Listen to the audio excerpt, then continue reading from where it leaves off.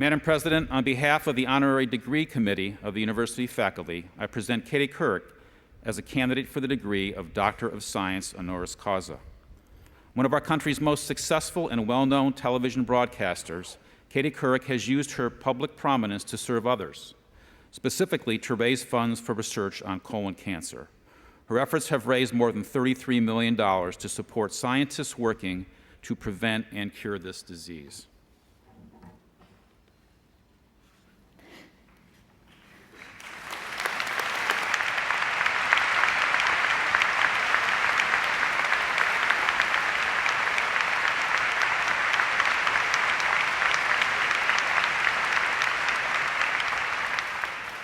Katie Couric, for your passionate commitment to medical research, and on the recommendation of the university faculty and vote of the Board of Trustees, it is my pleasure to admit you to the degree of Doctor of Science honoris causa with all the rights and privileges pertaining thereto, to bestow upon you the hood of this university and to grant you this diploma.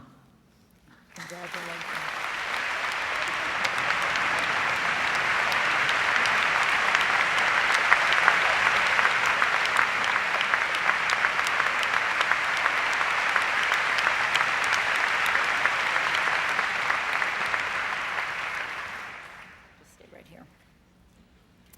Now I would like to tell you a bit more about our commencement speaker. Katie Couric is one of the few people in the world ever to be cited in a peer-reviewed medical journal as a single-handed catalyst for major changes in patient behavior. In July of 2003, the Archives of Internal Medicine published an article documenting the dramatic increases in the number of people undergoing colonoscopies in the 9 months after Katie Couric herself underwent the procedure on national television. The researchers dubbed this 20% jump in screenings the Couric effect. The count of lives saved by this act alone is itself mind-boggling, but Katie's advocacy extends well beyond this singular moment. After the death of her husband, Jay Monahan, in 1998, she co-founded the National Colorectal Cancer Research Alliance, the NCCRA, and more recently helped to launch Stand Up to Cancer, an organization dedicated to speeding the process of taking research breakthroughs directly to patients. In 2008 alone, the organization raised more than $100 million for translational cancer research. Katie Couric's efforts have touched our campus directly. School of Medicine professor Sandy Markowitz, Dr. Markowitz, has served as medical advisor for the NCCRA. Katie once mentioned one of Sandy's clinical trials on the air, and then the office received 5,000 calls from people interested in participating. Katie understands the critical connections among communications, awareness, education, and research. We are very grateful to her for her energy and her insight and all that she brings to this fight against colon cancer. And we are eager to hear the lessons she's learned from her work over the past number of years. It is my great honor to present to all of you today our 2010 commencement speaker, Katie Couric.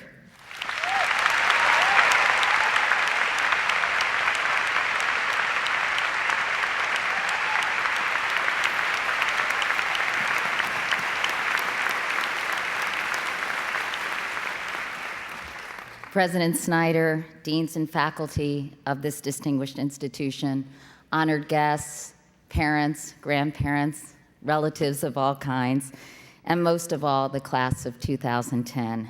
I am so honored and thrilled to be part of your special day. But I have to warn you, from here on out, you all are going to have to call me Dr. Katie. This honor is even more meaningful because of Dr. Sandy Markowitz, a doppelganger for Rick Moranis in Honey, I Shrunk the Kids. He is a longtime friend whose lab is doing extraordinary work in the field of colon cancer, among other things, discovering that colon cancers with microsatellite instability activate a polyadenine repeat with the type 2 TGF-beta receptor to become a mutational hotspot. I know. I don't really know what that means either. But the med students do. But believe me, his team is doing critically important and life-saving work, and I am so proud to be associated with their brilliance and dedication. It appears, with the exception of a few of you nodding off over there in row 12, that you have recovered from senior week.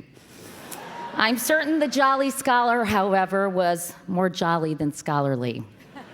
And I've heard they're also still cleaning up what's left of the pub crawl on West 6th.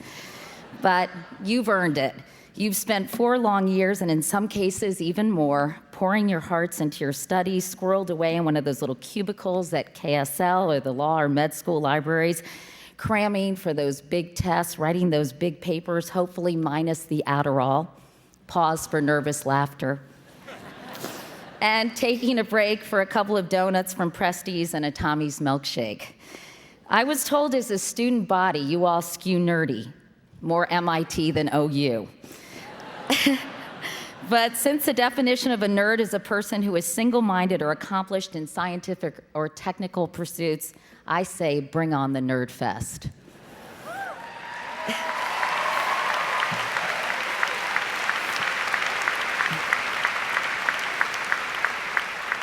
And who says Case students don't know how to party? According to an article in The Observer called The Best Bars in Cleveland, McNulty's at Coventry scored high marks because of its proximity to Taco Bell. Keeping it classy, Cleveland. Clearly, there has been a lot to learn during your years at Case, and now you're leaving your ivory tower for the concrete jungle. These are difficult times, and the job market outlook is less than rosy. That's not exactly a newsflash, is it? And sadly, it's not really possible to follow the Onion's advice that newly minted college grads be cryogenically frozen until the job market improves. Although that is one way to avoid moving back in with your mom and dad. The good news is you're graduating from a truly outstanding institution and you're well equipped to face the world. I know you may be anxious if you don't have a job. And even if you do, I'm sure you're wondering, will I do well? Is it the right fit? Well, for those of you who are still looking, I had a conversation this week with Ellen Gordon Reeves, author of Can I Wear My Nose Ring to the Interview? Yes, that's true. I didn't really peg you guys, by the way, as the nose ring types. Belly button rings, maybe. But I do think she offers some terrific tips, like get a business card before you even have a job. That's right. You never know who you'll meet at the dentist, on the bus, at a party. And she says make sure there's a professional email on that card. No hotmama@hotmail.com. And that you have a professional message answering the phone number. No, yo, what's up, dude? Clean up your Facebook page. Monster.com reports that 55% of graduating seniors have already tailored their profiles to be suitable viewing for potential bosses. Good thinking. Posting photos of you guys doing body shots at Put in Bay is TMI, and that is BAD. Use social networks to, well, believe it or not, network. Ask your 3,000 plus friends if anyone knows someone at a company and if they'd be willing to connect you. Don't just send your resume into the black hole of cyberspace. Find people, not jobs, someone to talk to, even if it's just an informational interview. It's so hard to convey your energy, enthusiasm, and your emotional intelligence online. And do your homework first. Use your Case alumni connections. Nothing gives alums as much pride as helping one of their own. Check out career advice on other college websites as well. And once you get your foot in the door, remember the old Head & Shoulders commercial, you never get a second chance to make a first impression. So ditch the like, and remember the importance of a firm handshake and eye contact. By the way, how do you spot an extroverted engineer? When they talk to you, they look at your feet. Thought you guys would like a little engineering joke. Trying to satisfy all constituencies here. And, oh, by the way, good grammar is very important. I mentally cross off people when I hear the wrong pronoun. Harsh, but true. I was once, of course, standing in your pumps. In 1979, when I applied for an entry-level job at ABC in Washington, for 3 months, I heard crickets. So I asked my mom to drive me down to the Washington Bureau in our Buick station wagon and wait in the car. I then walked into the building and I said to the receptionist, "May I please speak to Davy Newman?" She got him on the phone and I said, "Hi, Davy." He was the executive producer of World News Tonight, by the way. "You don't know me, but your twin brothers, Steve and Eddie, went to Yorktown High School with my sister Kiki, and I used to play with your niece Julie, who lives up the street from me. Do you think I could come up and say hi?" I think he was so completely flummoxed. He said, "Sure." And he ended up introducing me to the deputy bureau chief, who was in charge of hiring. That individual told me he admired my moxie, and I watched as he moved my resume from the bottom of the pile to the top. So now more than ever, you need to have chutzpah. You need to do something that sets you apart, that impresses. And ask not what the company can do for you, but tell them what you can do for the company. Be realistic. I'm not a subscriber to the helicopter parent refrain of, "Honey, you can do whatever you want." I really don't think you can. Sorry. You have to take a good hard look at your strengths, your weaknesses, your skills, and your shortcomings, but most of all, your passions. In 1978, Ina Garten, AKA the Barefoot Contessa, was writing nuclear energy papers at the White House, but was spending much more time making dinner parties for her friends in Washington. According to Ina, "My sweet husband Jeffrey told me I should do what I love doing, which was cooking. And if I loved it, I'd be really good at it." She bought a small specialty food store in the Hamptons called the Barefoot Contessa. Her passion, combined with the rise of a trend called nesting, created career kismet and led to 6 best-selling cookbooks and a hugely popular show on the Food Network.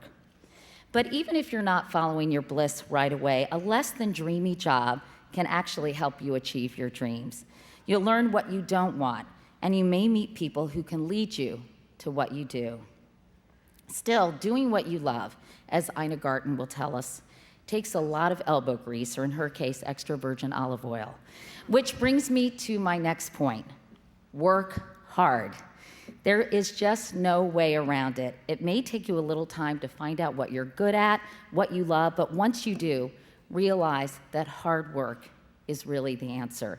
That's a major point Malcolm Gladwell makes in his book, Outliers. He writes that to truly master something, you need to spend at least 10,000 hours doing it. After all, the Beatles played together more than 1,000 times before they became quote-unquote overnight sensations on the Ed Sullivan Show back in 1964. Last year, I interviewed Captain Sully Sullenberger, the pilot who landed that U.S. Airways flight on the Hudson River after birds knocked out both engines, saving all 155 people on board. While his story is about grace under pressure, it's also about the value of hard work. For 42 years, he told me, I've been making small, regular deposits in this bank of experience. And on January 15th, the balance was sufficient so that I could make a sudden, large withdrawal. But no matter how hard you all work, there's a good chance you'll stumble at some point. Everyone does. So let me recommend the P word: perseverance. Wherever you go, whatever you do, you'll find someone who will stand in your way or tear you down. In 1980, when I joined a little upstart venture called CNN, it was derided by my colleagues at ABC as chicken noodle news. When my first on-air opportunity came around, I fantasized that this would be the big break I would later describe in my best-selling autobiography. Instead, it became my own personal Stephen King novel. I was asked to do a live report very early the following morning, previewing the president's schedule from the White House lawn. I was 22 and terrified. When I got into place and I put my earpiece into my ear, I heard 2 incredulous anchors saying, "Who is that girl? She looks like she's about 16 years old." Yes, I did look young, and I sounded like Shirley Temple in Curly Top. Dear diary, what a disaster. The president of CNN, Reese Schoenfeld, called to say, "I never want to see that girl on the air again." But I know, sad, isn't it? But I remember feeling heartened by a coffee cup on the assignment desk that said, "Don't let the turkeys get you down." So to continue the poultry metaphor, I guess that's what you call pluck. But, I know, wah, wah. But, but Reese Schoenfeld was right. At that point, I really wasn't ready for prime time. So I worked hard, and lo and behold, I got better and more confident. And when opportunity knocked, I wasn't afraid to open the door. Don't get discouraged. As Linda Ellerby once said, some days you're the pigeon, and some days you're the statue. After Fred Astaire's first screen test, in fact, an MGM executive wrote, "Can't sing, can't act, slightly balding, can dance a little." You should also take chances. Most successful people don't get where they are today without taking a risk. When I was considering a move to CBS after anchoring the Today Show for 15 years, a friend of mine told me, "A boat is always safe in the harbor, but that's not what boats are built for. Get out of your comfort zone, even if that means at times being uncomfortable. The only way you'll really grow is to stretch." And I firmly believe that when it comes to the scorecard of life, you do get points for trying. As Teddy Roosevelt said, it's not the critic who counts, nor the man who points out how the strong man stumbles, or where the doer of deeds could have done better. The credit belongs to the man in the arena, whose face is marred by dust and sweat and blood.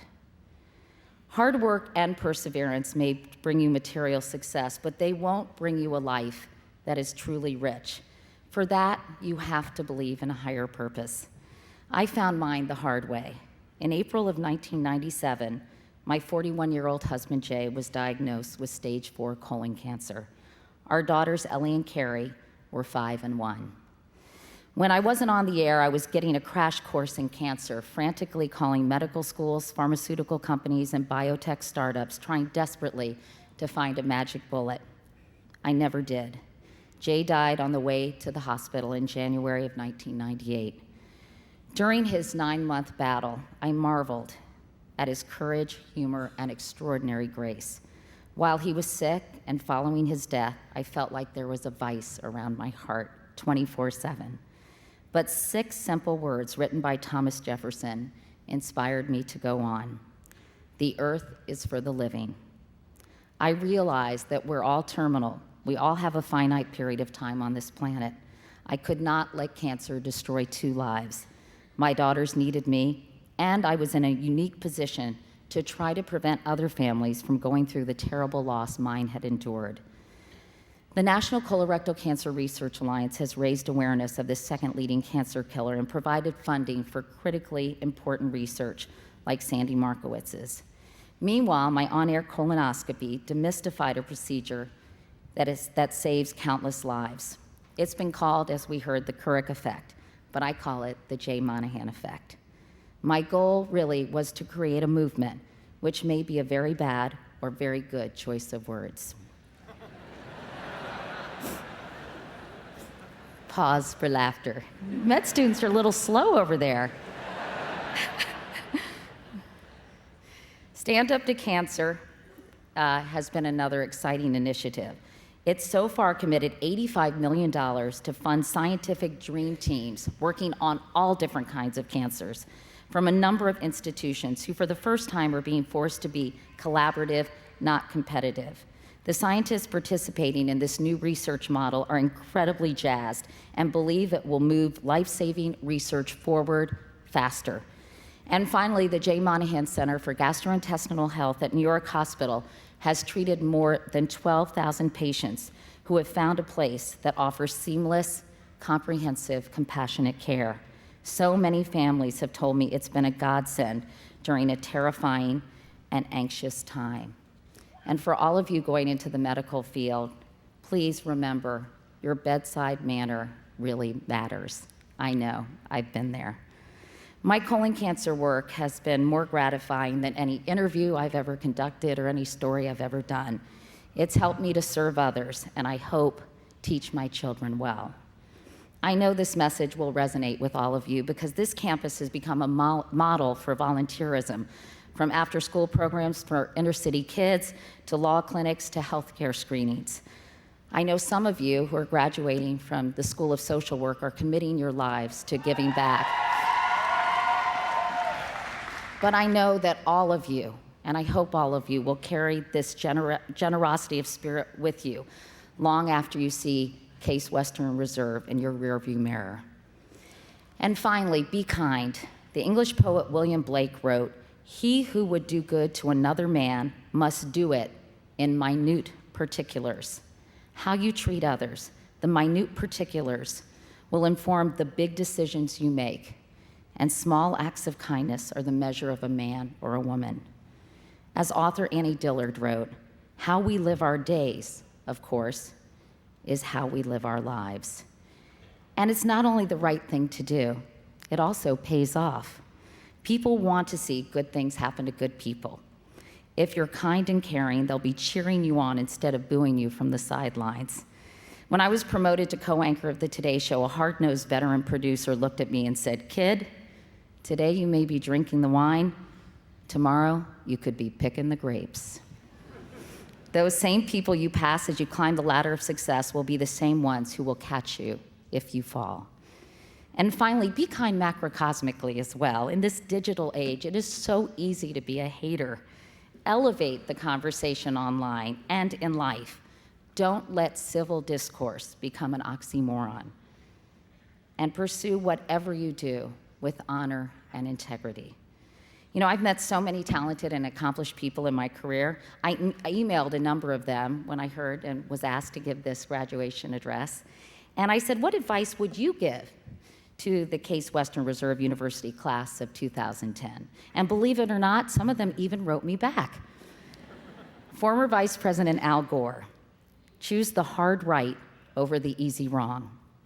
Attorney General Eric Holder, you're better prepared than you may realize, and your gifts, skills, contributions, and acts of service have more power to make this world a better place than you may ever know. My generation and future generations are counting on you all. No pressure. Michael J. Fox, as much as we can, it's helpful to be in a place of gratitude. None of us is entitled to anything. We get what we get, not because we want it or we deserve it, but because we earn it, we respect it, and only if we share it do we keep it. Queen Rania of Jordan wrote, if you're too big for a small job, you're too small for a big one. And she said, commencement has one more lesson to teach you. Beware of arrogance, and hubris. Why do you think they make you wear that silly hat? I hear ya, Your Highness. Condoleezza Rice told me, I'm so often asked, how do I get to do what you've done? And I say, you start as a failed piano major. The point is that life is full of surprises and serendipity. Drew Brees, quarterback of the New Orleans Saints, wrote, find what you love to do and then figure out a way to get paid to do it. Chelsea Handler's words of wisdom, always be generous to those who help you, those who advise, to those who work for you, and those who love you. Generosity brings success your way and goes further than talent of any kind. And no matter what, don't sleep with your boss. I think there's a story there. General Ray Odierno, the U.S. commander in Iraq, wrote, I have learned that greatness is never found in possessions, power, position, or prestige. It's discovered in goodness, humility, service, and character. And I can tell you, General Odierno exemplifies all of those things.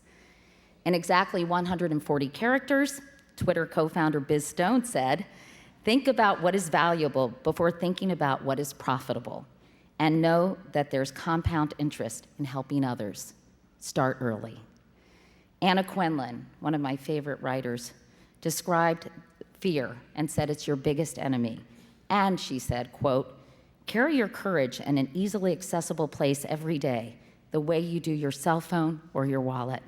You may still falter or fail, but you will always know that you pushed hard and aimed high.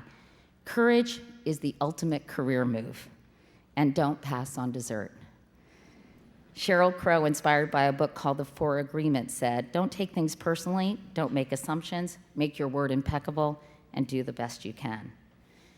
As Cheryl sang, every day is a winding road. As you all map out your life and program your personal GPS, remember the shortest distance between point A and point B may be a straight line, but it really is the twists and the turns, even the detours and the stop signs that make the journey worthwhile. So roll down the windows, soak up the sun, and enjoy the ride. And by the way, don't text and drive. Congratulations to all of you, and as Edward R. Murrow would say, good night and good luck.